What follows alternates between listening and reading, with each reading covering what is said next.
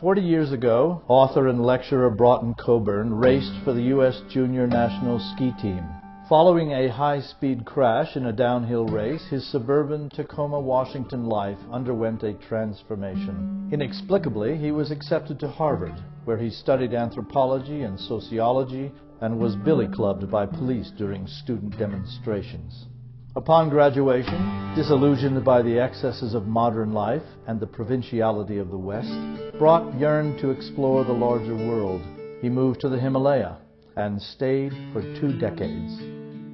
In Nepal, Tibet, and India, Coburn worked for the United Nations and World Wildlife Fund. And with the Snow Leopard Conservancy, he helped preserve this magnificent predator, seldom seen even by researchers. The snow leopard's strategic blend of stealth and warrior-like fierceness embodies the lead character in one of Coburn's projects, a series of novels he is co-authoring with award-winning writer Jeff Long. In 2008, for National Geographic, Coburn co-led an international multidisciplinary expedition to the formerly forbidden kingdom of Mustang, near Nepal's border with Tibet.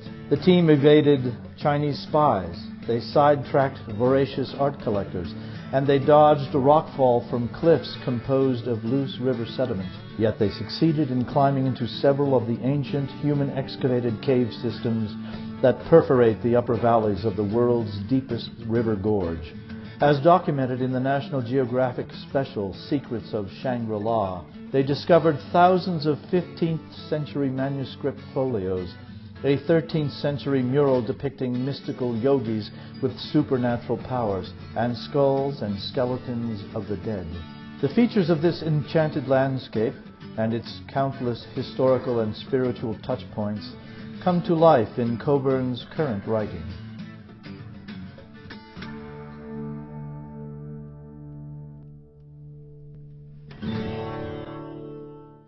Adventure comes naturally to Brot, and he was the first Westerner to cross the 19,000-foot Nangpala Pass, the route of choice for Tibetan refugees escaping into exile.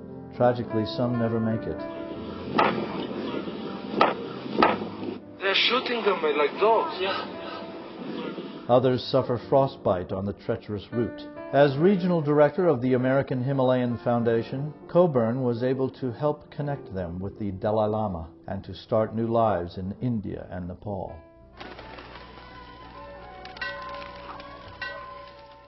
He wrote 2 books about Amma, his 84-year-old adopted Nepalese mother, a subsistence farmer who wound up as his guide on a 12,000-mile American pilgrimage in search of the soul of our country. And I said, "How would you like to go to America?" And she said, immediately, "Why wouldn't I want to go?" And so I bought a used 1979 station wagon, and we took off on a trip around the United States of 12,000 miles. Didi, my companion, and Amma mounted on a child's booster seat. It was very difficult to predict what would happen with Amma in America. On their wild cross-cultural odyssey, Amma advised farmers, kissed an orca, met Native Americans, learned about technology, and prayed at Yellowstone, while advising Coburn and his girlfriend Didi about marriage.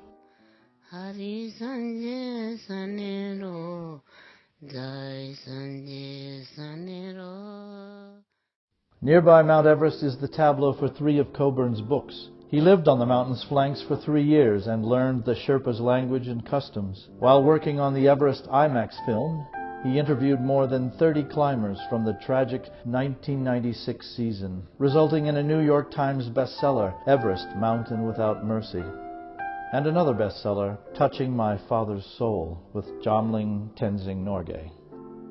And in the shadow of Everest, he installed a small hydroelectric system that brought lights to the town of Namche Bazaar. From there, he led a team across the Himalaya to Tibet, where they created a massive national park on the north side of Mount Everest, known as the Chomolungma Nature Preserve. While in Tibet, Coburn joined a guerrilla team of filmmakers in clandestine location, filming 7 years in Tibet. He acted as Brad Pitt's double in the role of Heinrich Horror, and, in synchrony with horror's clandestine journey across the plateau, was compelled to use his most honorific Tibetan to distract the authorities from detecting their gear.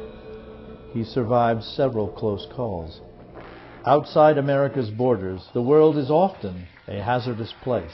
Coburn was the world's first known human host for a rare species of leech that inhabits the high mountain streams of Nepal. One of these leeches took up residence in Brot's nose. The account has now been authenticated in several journals, in 2 BBC television science documentaries, and on Animal Planet.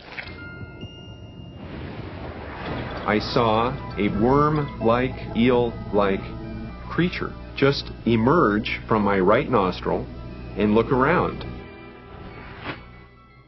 Grateful and lucky to be alive, Brot Coburn has returned to America, bringing with him accounts of adventure and scholarship, and of charitable works and preserving wildlife, along with gripping tales of derangement, depravity, depression, and a circuitous but heartfelt search for meaning, enlivened by poignancy, a wry sense of humor, and a flair for the bizarre.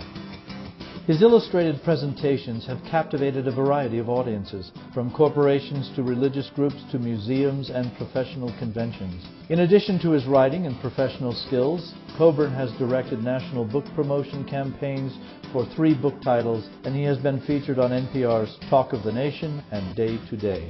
Fortunately, Brot Coburn's life has been narrowly retrieved from the edge to be shared with us all.